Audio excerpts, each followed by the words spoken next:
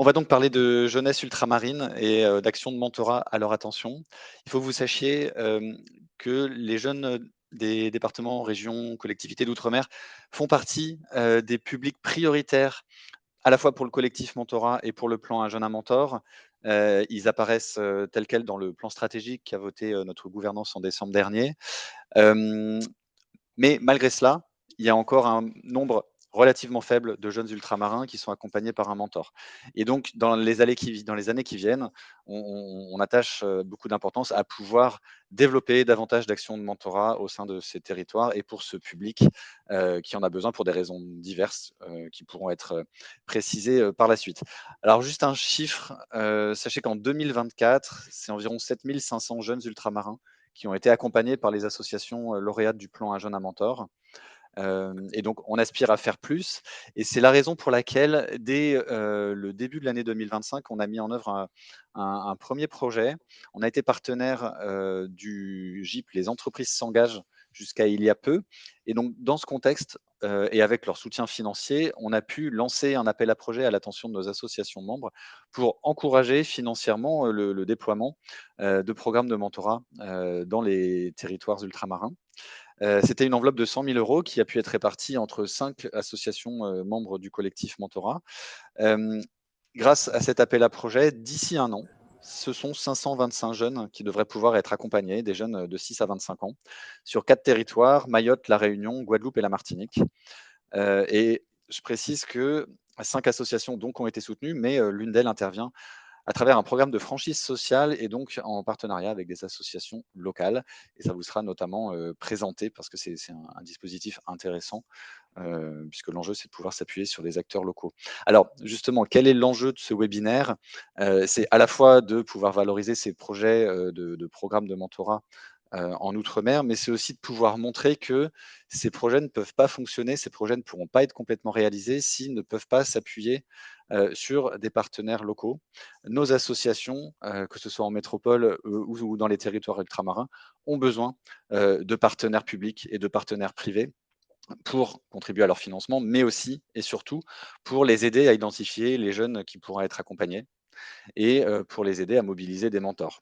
Voilà, ce qu'on retrouve, basiquement sur l'ensemble, du territoire. C'est un besoin, partagé par l'ensemble de nos associations et donc c'est bien l'enjeu là, c'est de pouvoir, faire parler nos associations, mais aussi, leurs partenaires pour comprendre comment ça fonctionne et quelle est la valeur ajoutée de ces quelques partenaires qui pourront prendre la parole, sachant qu'on en a, évidemment davantage. Hem Peut-être pour commencer, on peut laisser la parole à Clémence Mamilone, qui est chargée de mission jeunesse, sport et vie associative à la Direction générale des Outre-mer, la DGOM. La DGOM, c'est la principale administration du ministère des Outre-mer et qui a pour mission de concevoir et coordonner l'action de l'État dans les Outre-mer. Alors bonjour Clémence, petite question à ton attention. Est-ce que tu peux me parler en quelques minutes des enjeux spécifiques de la jeunesse ultramarine et des missions que met en œuvre la DGOM pour répondre à ces enjeux? Bonjour Nicolas, bonjour à toutes et tous. Merci de me donner la parole aujourd'hui. Alors oui, avant toute chose, peut-être préciser que c'est vrai que malgré certains points communs, et même si on parle souvent de l'outre-mer et dans ce contexte donc de la jeunesse ultramarine, les différents territoires d'outre-mer ils ont leurs spécificités, que ce soit sur le plan des réalités géographiques, sur le plan voilà, de la superficie, est-ce que ce sont des îles ou pas, l'éloignement par rapport à l'Hexagone. Ils ont aussi des spécificités démographiques, historiques, culturelles, économiques. Donc voilà, il y a tous ces critères qui entrent en jeu lorsqu'on parle de l'outre-mer. Et même à l'intérieur de ces territoires, on a des réalités très différentes qui touchent les jeunes. Donc ça, il faut bien l'avoir en tête. Mais quand même, vous préciser que voilà, je vais vous partager quelques enjeux et indicateurs socio-économiques on utilise souvent pour décrire la jeunesse en général. C'est vrai qu'ils mettent en lumière des défis, des enjeux qui demeurent aujourd'hui, mais quand même indiquer qu'on n'est pas exhaustif et qu'en dehors de ces enjeux, on le sait tous, les jeunes ultramarins sont bien plus que ces chiffres. Donc voilà, parmi les enjeux, on retrouve les enjeux de formation et de scolarité, notamment l'accès à l'offre de formation du fait des difficultés d'accès, du fait de l'éloignement, des enjeux d'adaptation de l'offre de formation aux réalités locales. On a également certains territoires, dont certains sont plus touchés que d'autres, qui font face à un déficit d'infrastructures scolaires, que ce soit scolaires ou culturelles ou sportives, hein, finalement. Et on retrouve également beaucoup de difficultés de lecture qui se retrouvent dans les chiffres des journées des JDC. Et on voit qu'il y a le sujet de la lutte contre l'illettrisme qui mobilise pas mal les services locaux. Je sais que la préfecture de Guadeloupe, par exemple, est très mobilisée sur le sujet, mais dans tous les territoires, c'est un enjeu qui concerne les jeunes notamment. Donc, on a également l'enjeu de l'insertion professionnelle et de la précarité des jeunes, le taux de pauvreté chez les moins de 30 ans qui est particulièrement élevé, et le taux de chômage également. Exemple, à Mayotte, en Guyane par exemple, il était à 39,8%. Donc voilà, contre l'Hexagone où il est beaucoup moins élevé pour les jeunes, pour le même public. Et en dehors de ces questions, on a la question très importante de la mobilité, que ce soit vers l'Hexagone, l'international ou les mobilités internes sur les territoires. Mobilité la difficulté impacte l'accès aux droits, à l'information, aux loisirs, à la culture.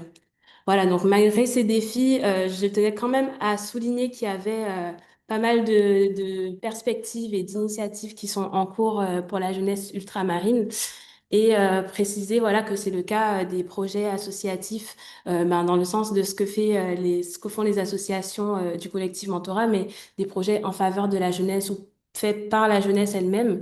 Qu'il s'agisse de dialogue structuré, d'actions d'accompagnement, des projets de mise en réseau ou culturels que la DGOM soutient par ailleurs chaque année à travers son programme 123, donc dédié au soutien aux associations. On a également un travail de la DGOM en matière d'insertion professionnelle et d'offres de formation. Par exemple, je pense à l'enjeu de renforcer la cohérence entre l'offre de formation locale et les enjeux. Donc, l'économie bleue, développer l'économie bleue, renforcer la mobilisation voilà, de formations dans le domaine maritime, par exemple. On a l'enjeu voilà, de faciliter les mobilités à travers un fonds qu'on anime, qu'on pilote au niveau central, mais qui est déconcentré, le FEBEX. Et on cofinance également des projets d'infrastructures, des infrastructures de loisirs scolaires ou sportives ou culturelles. Une part importante de l'action de la DGOM en faveur des jeunes, réside également dans son action en faveur de la jeunesse, en interministériel, pardon. Donc, on est en lien beaucoup avec la direction, la DJEBVA, donc la direction de la jeunesse, de l'éducation populaire et de la vie associative, mais également avec tous les autres ministères qui sont concernés par les politiques de jeunesse, de près ou de loin. Et on met également en place des groupes de travail sur des sujets bien identifiés. Le dernier en date, c'était celui avec la DGCIP sur l'accompagnement des étudiants ultramarins dans l'Hexagone. Et enfin, enfin non, mais on participe également à pas mal de jurys, de rencontres associatives et avec des acteurs institutionnels qui mettent en œuvre des dispositifs spécifiques à la jeunesse ultramarine.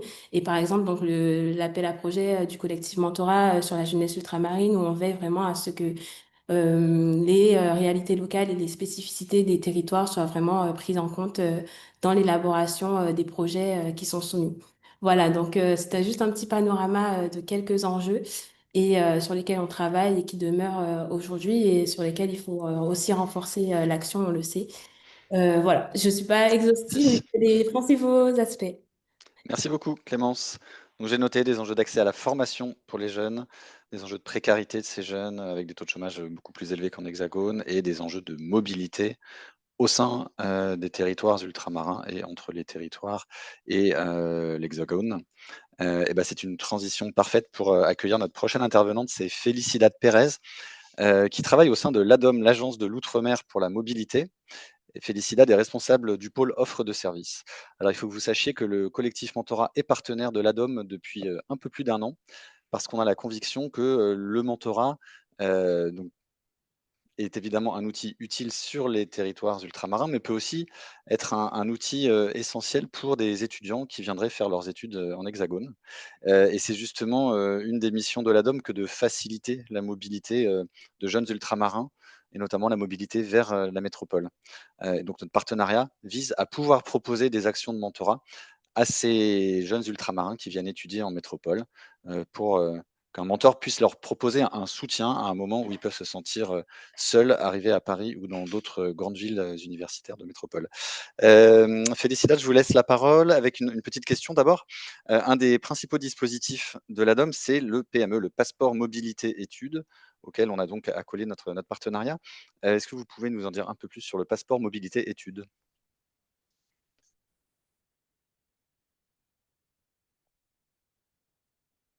Félicidad, est-ce que vous êtes avec nous?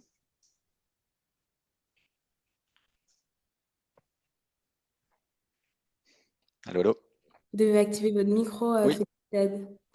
Pardon, excusez-moi. c'est bon, on vous Pas bien entend. faire. Merci. Oui, donc comme je vous le disais, bonjour à toutes et à toutes. Merci Nicolas de me donner la parole et la possibilité d'exprimer et de donner à voir hein, les actions que réalise l'ADOM. Donc, comme je le précisais, nous sommes un établissement public qui est en charge de déployer la politique de continuité territoriale de l'État hein, au bénéfice des résidents ultramarins et bien évidemment au bénéfice notamment de sa jeunesse et de ses étudiants. Et si on doit un peu donner un axe liés aux étudiants, ben, c'est le PME, hein, comme vous l'évoquiez tout à l'heure, hein, le passeport mobilité études, qui est un outil qui fait partie des 11 dispositifs qui existent aujourd'hui à l'ADOM et qui permettent de faciliter la mobilité et de répondre à des besoins des étudiants lorsqu'ils en ont besoin. Alors, je rappelle que l'ADOM intervient toujours en subsidiarité, c'est-à-dire que si la formation n'existe pas sur le territoire d'origine hein, de l'étudiant hein, et que notre action ne va pas que vers l'Hexagone. C'est vrai que historiquement, je dirais, les mobilités qui sont réalisées vont vers l'Hexagone, mais aujourd'hui, par exemple, le PME est ouvert pour l'ensemble des autres DOM et comme, et que si la formation n'existe pas, supérieure n'existe pas sur le territoire, un jeune Guyanais peut aller étudier en Martinique ou peut aller étudier à La Réunion, par exemple. Hein. Donc ça, c'est vraiment la grande force de nos missions, c'est de pouvoir couvrir l'ensemble du territoire national. Alors, comme vous le disiez, le PME, c'est véritablement le dispositif phare hein, pour les étudiants. Hein, l'année dernière, nous l'avons proposé à plus de 11 000 étudiants. Hein. Il permet de se voir prendre en charge un aller-retour annuel par année d'études. Hein, pour se rendre sur son lieu de formation. Et puis, nouveauté depuis l'année dernière, il se complète avec un dispositif supplémentaire qui s'appelle PME+, et qui est réservé aux néo-bacheliers, c'est-à-dire aux étudiants de première année, pour leur permettre de rentrer. Euh, donc un aller-retour supplémentaire la première année, soit aux vacances scolaires, soit pour réaliser un stage. Hein, ce dispositif supplémentaire correspondait à un vrai besoin qui avait été identifié. Hein, Nicolas parlait tout à l'heure et Clémence aussi des difficultés liées à l'éloignement. Hein, lorsqu'on voilà, le dépaysement, l'éloignement du cercle familial et social, le PME+ vient là pour compenser cet aspect-là. Donc voilà, véritablement répondre aux besoins des étudiants. Et pour compléter ce que disait tout à l'heure Nicolas, nous avons en effet signé avec Collectif Mentorat un partenariat très riche à notre sens, hein, puisqu'il correspond aussi à un besoin, puisqu'on a clairement identifié que le mentorat était vraiment un outil qui permet de réduire l'isolement, qui permet de renforcer les chances de réussite. Hein, il s'agit d'amener à la réussite des projets des étudiants ultramarins lorsqu'ils sont obligés de se déplacer, d'aller loin pour réaliser leurs études. Donc, un partenariat qui se réalise sous forme de communication. Hein, nous avons une communication systématique vers les demandeurs PME pour les tenir informés de l'existence de la plateforme Un jeune, un mentor. Hein, et je crois qu'on a déjà de bons résultats, hein, de clics favorables vers la plateforme. Donc tout ça, ça concourt à l'ADOM à cette idée que nous avons d'accompagner, en plus des aides financières, de pouvoir apporter des offres de services qui vont permettre d'amener à la réussite des projets, quels qu'ils soient, des jeunes ultramarins et des moins jeunes, puisque nous avons aussi des Merci. dispositifs gouvernants. Merci Félicidad.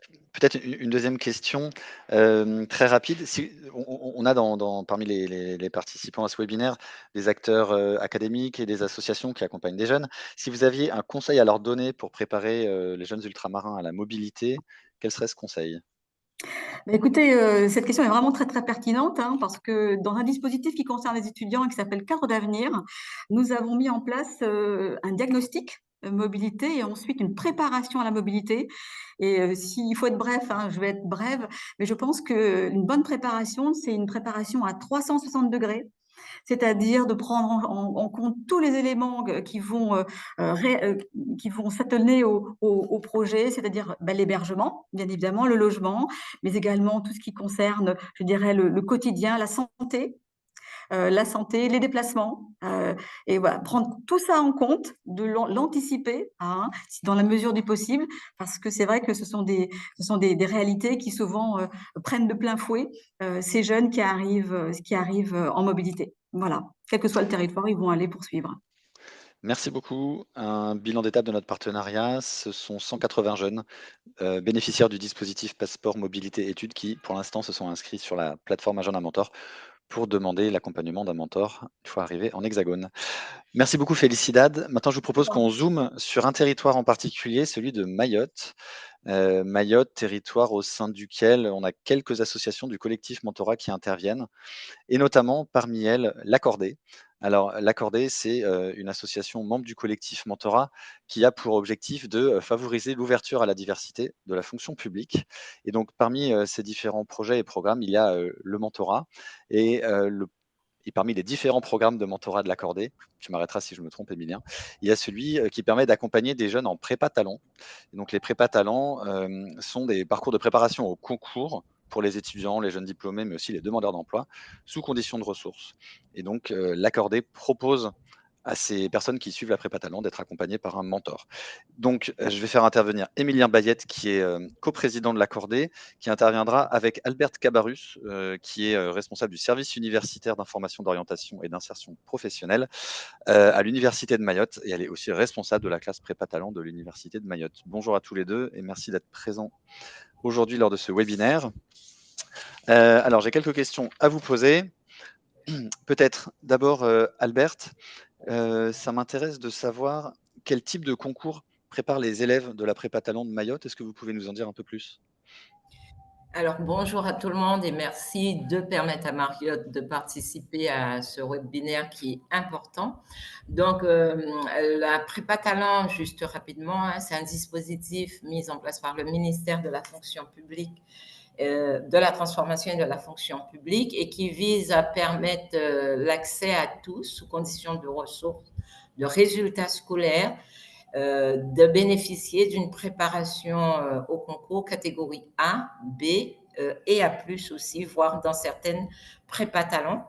Donc, les étudiants qui intègrent cette prépa talent après avoir passé une sélection sur dossier puis par entretien bénéficient d'une bourse supplémentaire de 4 000 € versée en 2 coups. Et en fait, ce qui leur est demandé, c'est d'assister de façon régulière et rigoureuse à la prépa talent et de se présenter au concours lorsque les dates approchent. Donc, la prépa talent de Mayotte est ouverte depuis l'an dernier. Hein, c'est la 111e prépa talent sur le territoire national. La spécificité, c'est qu'elle est portée uniquement par l'Université de Mayotte. Et donc, les prépa talents sont mises en place en collaboration avec la préfecture aussi.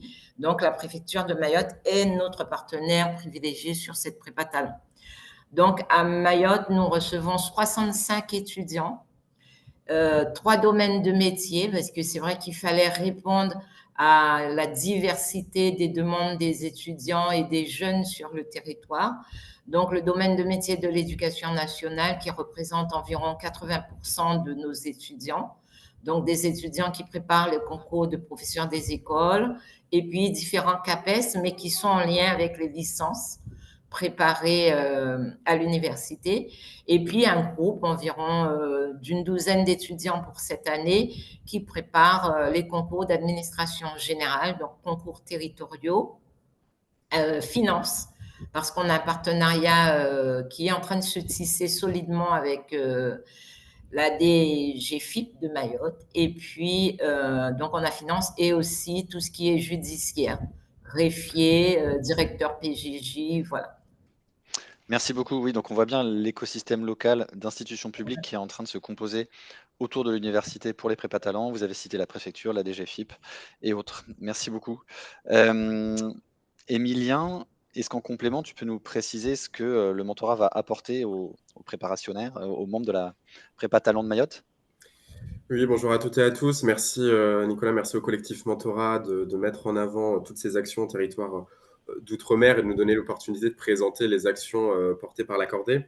Alors, pour compléter ce qui vient d'être dit par Albert, que je salue, bonjour Albert, effectivement, ce qu'on peut apporter et comment nous définissons le mentorat pour les jeunes qui, de manière très courageuse, se donnent l'envie de passer les concours de la fonction publique, concours très difficiles à réussir. Peut-être par deux choses. La première, c'est que, comme ça a été dit, le mentorat va mettre en relation donc, des jeunes qui préparent les concours avec de jeunes fonctionnaires. Et donc, c'est tout un échange autour du retour d'expérience, du début de carrière, de la projection dans la fonction publique, dans ce que l'on peut faire, puisque la fonction publique, et je sais ce qu'il en est, puisque je suis fonctionnaire également, est parfois un peu obscure. On ne sait pas trop comment intégrer, comment bouger, quel poste on peut prétendre après les concours. Et donc, c'est tout cet échange, tout cet accompagnement en bilatéral qui va donner ce retour d'expérience et cette vision aux candidats. Et qu'est-ce que ça va apporter? Eh bien, on voit surtout la différence dans les épreuves orales, puisque ça va vraiment apporter une plus-value sur la capacité des candidats, des candidates à se projeter, à définir des objectifs, une sorte de prévision et de projection surtout au début de la carrière. Et c'est ça qui est on va dire, une plus-value dans les oraux de concours notamment. Donc, c'est en ce sens qu'on va apporter cette complémentarité. Et puis, très rapidement aussi, le mentorat, on le voit comme un soutien psychologique, puisque c'est quand même difficile de passer des concours. C'est parfois un an et demi de préparation. Donc, on a l'habitude de dire que c'est un marathon et que ce n'est pas le 100 mètres aux Jeux Olympiques. Et donc, il faut du soutien par des gens qui sont passés par là.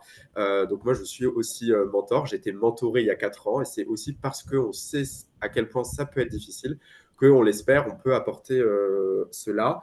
Et donc, voilà ce qu'est le mentorat que nous proposons et ce que ça peut apporter en plus de ce que fait la prépa talent, qui est l'apport théorique d'enseignement, ce qui, nous, n'est pas notre cas. Et c'est en ce sens que le partenariat que nous avons été ravis et honorés de conclure en mars 2025 avec l'Université de Mayotte est complémentaire à ce titre.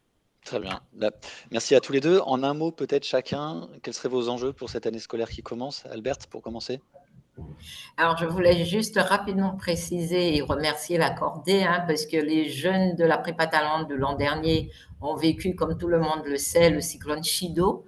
Et c'est à ce moment que l'Accordé, nous avons vraiment accéléré tout ce que nous avions commencé. Et les mentors de l'Accordé ont été vraiment d'une aide et d'un appui important pour les jeunes qu'ils ont pris en cours de route, et les jeunes ont été très satisfaits.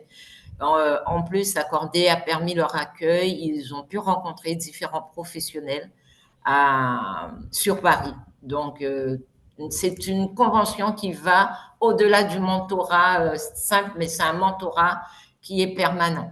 Les enjeux cette année, donc nous avons 65 étudiants dans notre prépa talent à nouveau cette année. C'est dire qu'il y a un besoin. On a donc ce partenariat avec la DRFIP, avec la préfecture, nous permet d'avoir des mentors sur le territoire. Donc, ce qui fait que, en plus des mentors de l'Accordé, les étudiants ont la possibilité de rencontrer directement des mentors et d'être en présentiel avec eux. Et nos enjeux, c'est de ne pas avoir Chido cette année et de pouvoir présenter nos étudiants aux différents concours, parce que ça n'a pas été le cas l'an dernier, et que la prépa talent puisse avoir tout son éclat sur le territoire de Mayotte, parce que pour nous, mettre en place la prépa talent était un véritable enjeu, un véritable challenge, puisque Mayotte connaît un turnover chez les fonctionnaires de cadre A qui est important. Donc, il faut stabiliser ce vivier de fonctionnaires afin de permettre le développement du territoire. Donc, l'enjeu, il n'est pas sur cette année, mais il est sur peut-être 3 ou 4 ans. C'est un enjeu très important pour Mayotte. Merci. Voilà. Émilien, pour compléter? Oui, très rapidement, nos enjeux sont doubles pour l'année à venir et effectivement, comme le dit Albert, à moyen terme. Tout d'abord, nous, on aimerait vraiment consolider nos actions de mentorat dans les territoires ultramarins, à Mayotte d'abord, mais aussi évidemment sur tout le reste des territoires ultramarins. Donc, on parle là de prépa talent, mais on a aussi un dispositif de mentorat avant la prépa talent, donc à destination des jeunes de la licence 2 au master 2 qui s'appelle Ambition Service Public, que l'on noue avec des universités. Et donc, ça me permet de lancer un peu un appel, comme ça a été dit dans les propos introductifs, où on a besoin aussi des partenaires locaux pour pouvoir nous accompagner, pour accompagner ces partenaires locaux. Donc, un, consolider nos actions. Et deux, je viens déjà un petit peu d'y répondre, mais diversifier notre vivier de mentorat, Très de bien. mentors, parce que sans eux, on ne peut rien faire. Très bien. Et ben, si vous êtes représentant d'une université ou d'un acteur public, vous pouvez contacter l'Accordé. Merci beaucoup à tous les deux, Emilien et Albert. On va Merci beaucoup. passer sur un autre territoire, la Guadeloupe. Et ça va nous intéresser, je le disais en introduction, de voir comment fonctionne un modèle d'essaimage associatif entre une association nationale cofondatrice du collectif Mentorat, Télémac, et une association Objectif Insertion, une association locale en Guadeloupe. Et donc, ce qui va nous intéresser, c'est de voir leur complémentarité et la façon dont elles ont pu mettre en place une franchise sociale. Voilà, donc je vous présente Émilie Jeunesse, chef de projet du mouvement Télémac, et Patricia Guillaume, directrice de l'association Objectif Insertion. Bonjour à toutes les deux. Émilie, pour commencer, ça m'intéresse de savoir, et ça intéressera sans doute les participants, comment fonctionne le double mentorat de Télémac et surtout quel rôle jouent les acteurs éducatifs dans ce dispositif. Le double mentorat de Télémac, donc nous, donc Télémac est une association qui existe depuis maintenant 20 ans. Notre méthodologie, elle est éprouvée et donc on est en convention avec le ministère de l'Éducation nationale, ce qui nous permet d'aller voir des établissements scolaires pour leur proposer de déployer le dispositif dans leur établissement. Et donc le partenariat donc vraiment entre les établissements scolaires et Télémac en propre ou nos structures partenaires comme Patricia aujourd'hui, c'est vraiment un lien de confiance qu'il y a entre l'établissement qui va en fait identifier les jeunes, pré-identifier les jeunes sur 3 critères, puisque nous, on va accompagner des jeunes qui sont investis dans leur scolarité, qui ne sont pas en décrochage scolaire, mais qui ont envie de réussir, qui peuvent avoir des difficultés de temps en temps dans certaines matières, mais qui sont globalement en situation de réussite. Des jeunes qui sont curieux, qui sont motivés et qui sont issus de milieux modestes, donc des jeunes qui sont boursiers ou de situations assimilées, résidents de QPV, etc. Donc vraiment le lien en fait avec l'éducation nationale, il est très précieux pour nous et pour nos structures partenaires parce que c'est vraiment les prescripteurs de nos filleuls en fait.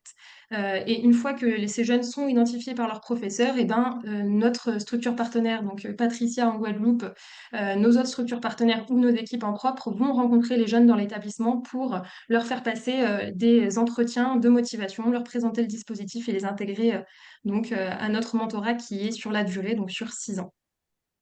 Merci. Patricia, est-ce que vous pouvez nous expliquer comment ça s'emboîte, comment s'articule à la fois l'expertise de Télémac qu'Émilie a résumée et celle d'Objectif Insertion sur le territoire en Guadeloupe? Quelle articulation pour proposer le meilleur accompagnement possible aux jeunes? Alors, donc, notre association donc, connaît déjà donc, le territoire et ses spécificités locales ainsi que culturelles. Donc, ce qui fait que nous avons déjà une proximité forte avec les établissements scolaires, les entreprises locales, la collectivité, notamment à travers la cité éducative. Et avec donc la cité éducative, nous pouvons créer un lien de confiance avec les parents, ce qui est essentiel en tout cas dans le cadre du mentorat. Donc, notre expertise en tant qu'association d'insertion professionnelle nous donne la capacité d'adapter des actions aux réalités de chaque jeune. Et nous pouvons donc tenir compte de leurs besoins, de leurs freins et de leur environnement, puisque ce sont des actions que nous mettons déjà en place dans le cadre de d'autres dispositifs. Et dans ce qui fait que nous avons une connaissance du terrain et avec bien entendu la méthodologie donc, de Télémac, nous pouvons donc proposer un accompagnement global et personnalisé et aussi efficace aux jeunes que nous allons mentorer. Voilà. Merci. Est-ce que vous avez un exemple concret du moment où cette complémentarité a pu jouer pour un jeune mentoré? Alors, c'est vrai qu'on vient juste de commencer donc notre action de mentorat. Donc, nous avons Ok. déjà pu mettre en place un matching entre un jeune d'un établissement scolaire général de Gaulle avec un mentor qui a déjà pu donc faire la rencontre, qui a déjà pu donc rencontrer donc le jeune mentoré. Et c'est vrai que nous avons en plus eu un contact de la part du mentor directement auprès de notre association. Donc, c'est vrai que le fait d'être déjà, en tout cas, visible donc sur les dispositifs et le fait d'être déjà en contact avec la cité éducative, c'est vrai que ça nous a facilité la tâche, en tout cas. Merci. Émilie, pour finir, Télémac cherche une deuxième structure partenaire en Guadeloupe pour, mailler encore davantage ce territoire. Quels seraient vos critères? Vous avez besoin de quoi pour que ça fonctionne? Alors effectivement, on a vraiment l'objectif de densifier notre présence sur l'Académie de Guadeloupe et on recherche donc une structure plutôt sur la basse terre pour pouvoir vraiment couvrir le territoire. Les associations qu'on recherche, alors qui peuvent être aussi d'ailleurs des collectivités territoriales, comme on a en Nouvelle-Calédonie une collectivité territoriale partenaire et qui déploie notre méthodologie. Donc c'est une association plutôt apolitique, religieuse, qui agit déjà pour la jeunesse, l'insertion professionnelle, l'égalité des chances, l'éducation ou la culture générale. L'idée, c'est pas que l'association sache déjà faire du mentorat, puisque nous, dans toute notre phase d'accompagnement de la structure, on va les former, on va les accompagner, on va leur donner tous les outils pour qu'ils puissent développer clé en main le mentorat sur leur territoire. Ce qu'on remarque dans nos structures actuellement partenaires, donc sur le mouvement Télémac, donc notre modèle de franchise sociale, on a actuellement 8 structures partenaires. On en a une grande majorité qui est agréée centre social ou espace de vie sociale. Donc voilà, on a des critères assez larges. Et puis après, en fait, à travers les échanges et le montage du projet qu'on va faire avec ces structures identifiées, on va affiner un petit peu notre sélection de structures. Merci à toutes les Et 2. Merci Émilie, merci Patricia.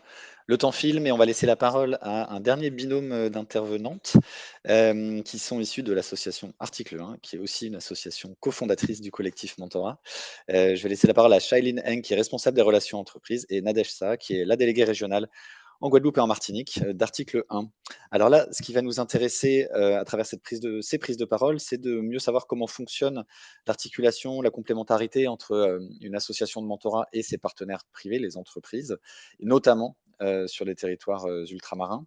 Peut-être, première question pour Shailene, d'une manière générale, comment ça fonctionne un partenariat entre une association comme Article 1 et une entreprise? Comment ça se met en place? Je sais que vous avez beaucoup de partenaires entreprises. Est-ce que tu peux nous donner quelques exemples? Oui, tout à fait.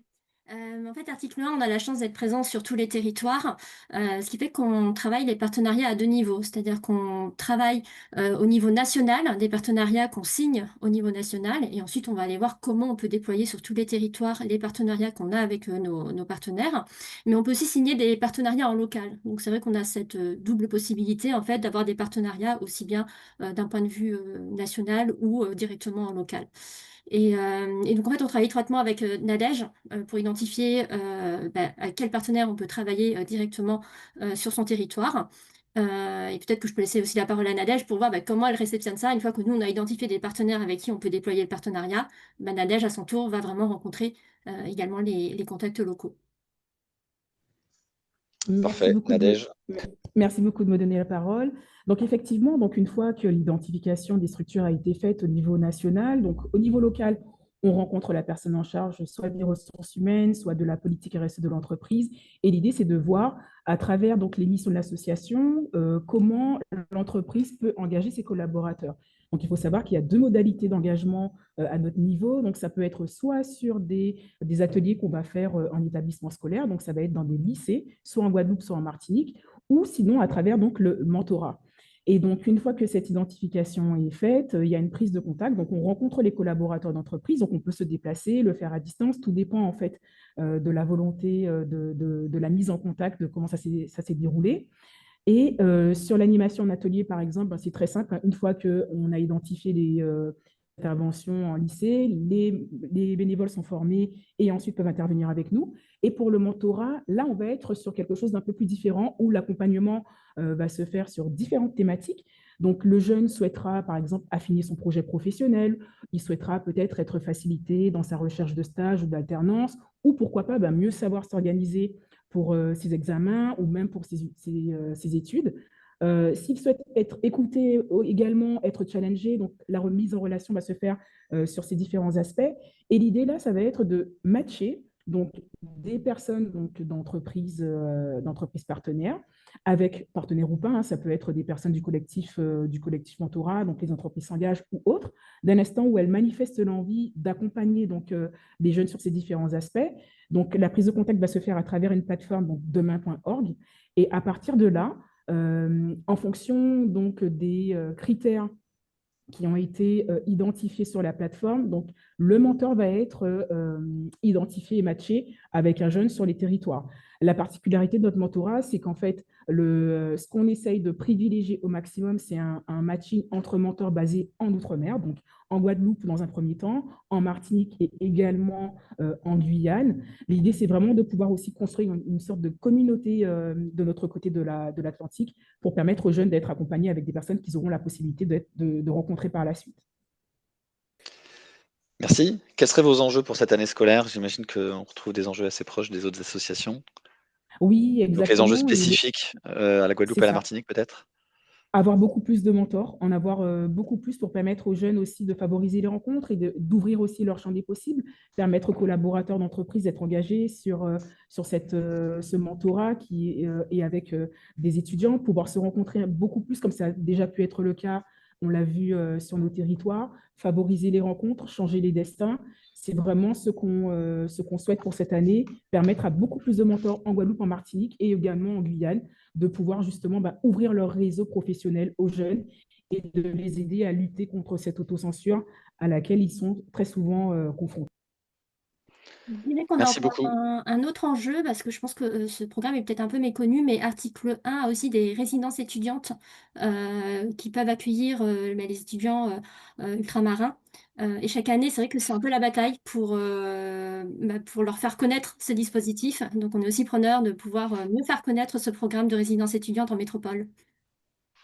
C'est ça qu'on nous dit. Très bien. Donc les messages sont passés aux entreprises d'une part, aux acteurs universitaires d'autre part en métropole, pour mieux faire connaître ce dispositif des résidences étudiantes. Merci à toutes les deux, Nadège et Shailene. Alors, si vous voulez prendre contact avec nous parce que ça vous intéresse de vous impliquer davantage, d'impliquer vos entreprises ou de vous impliquer à titre individuel comme mentor, il y a la plateforme Agenda Mentor qui est là pour ça.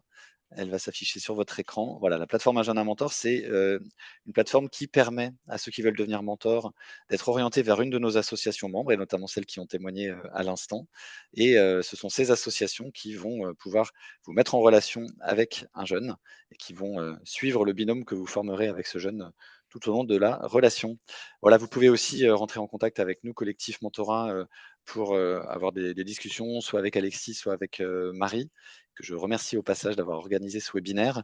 Il nous reste un tout petit peu de temps pour des questions que vous avez posées dans le chat. Et donc, justement, je laisse la parole à Alexis pour les formuler à l'oral. Et puis, l'intervenante concernée pourra y répondre si possible. Oui, merci Nicolas pour ces petites questions. Alors, certaines ont déjà trouvé leur réponse dans le chat et merci pour ceux qui ont pu y répondre rapidement. On a une question de Noah Lemaire pour Madame Cabarrus qui demande, vous parliez tout à l'heure du turnover important chez les fonctionnaires de catégorie A, qui est un constat que Madame Lemaire partage également au sein de sa structure. Est-ce que vous pourriez lui dire et nous dire si vous avez mis en place un module spécifique pour traiter de cette question de turnover? Non, on n'a pas un module spécifique, mais en fait, on sensibilise beaucoup les étudiants à réfléchir à leur retour sur le territoire de Mayotte une fois qu'ils ont suivi la préparation au concours, une fois qu'ils ont réussi le concours, excusez-moi, et qu'ils ont suivi la formation. Et en fait, c'est vrai que tout le long de la formation, on leur parle du retour au pays, des solutions qui existent. Là, cette année, justement, je vais travailler en étroite collaboration avec la DOM Mayotte pour voir qu'est-ce qui peut être possible pour ces jeunes. Et c'est plus au quotidien qu'on leur en parle.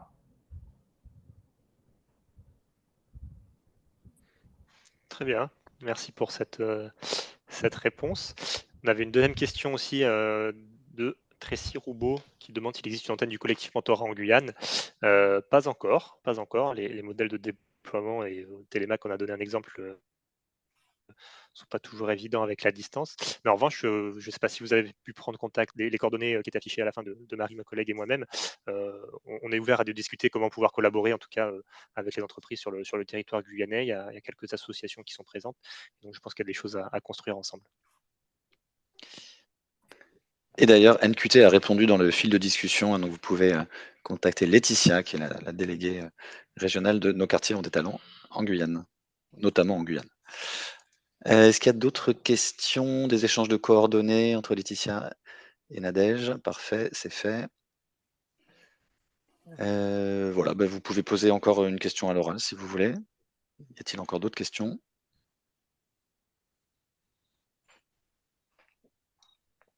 Eh bien, tout est clair. Oui. J'allais juste... Je peux? Oui, je vous en prie. Alors, l'an dernier, il y a eu un groupe de jeunes de la prépa talent qui est venu sur Paris et nous souhaitons de toutes les façons renouveler cette expérience chaque année parce que les jeunes de Mayotte sont très éloignés du territoire hexagonal et ça leur permet de découvrir pour que le choc soit moins violent, j'ai envie de dire, quand ils arrivent, une fois qu'ils ont réussi le concours ou quand ils vont passer le concours là-bas. Par contre, nous rencontrons une vraie difficulté d'hébergement de ces jeunes. Donc, ce sont des voyages d'immersion sur une semaine. Donc, si vous avez des contacts, des possibilités de travailler avec moi autour de ce projet pour aider à l'hébergement de ce groupe de jeunes, environ une dizaine. Et ce voyage, il est prévu soit en décembre, soit en février. Alors, Albert, on a immédiatement une réaction dans le chat de la part de Béatrice Piazza-Paruche, disant « Les universités d'Île-de-France accompagnent les étudiants ultramarins dans le cadre du PIA 3 Oracle ». Voilà, et elle vous laisse ses coordonnées. Merci beaucoup, Béatrice. Merci, Béatrice. Dernière question, est-ce qu'NQT a un relais local en Martinique? Oui. Vous pouvez contacter Laetitia. Laetitia, tu peux peut-être laisser ton adresse mail dans le chat.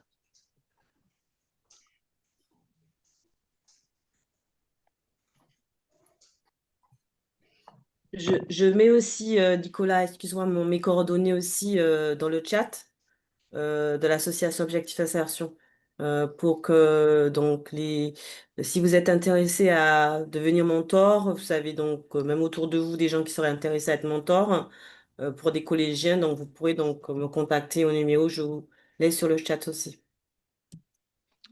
Parfait, et le chat est enregistré également, donc on pourra tout retrouver. Voilà, Laetitia a laissé ses coordonnées à l'instant, Laetitia de NQT. Merci beaucoup. Voilà, donc n'hésitez pas à nous contacter à la suite de ce webinaire pour avoir d'autres prises de contact, d'autres coordonnées. On est là pour ça, parce que l'objectif, c'est de fertiliser, de faire en sorte que, encore une fois, nos associations aient un maximum de partenariats locaux sur les territoires ultramarins pour que leurs projets de mentorat puissent voir le jour et s'épanouir au profit d'un maximum de jeunes. Merci à tous et à toutes, et j'espère à très bientôt. Bon après-midi. Alors ça, c'est un point de vue de Parisien. Bonne soirée ou bonne matinée pour les autres. Voilà. Au revoir. Bonne soirée, à bientôt. Au revoir. Au revoir, à bientôt. Au revoir. Au revoir, merci.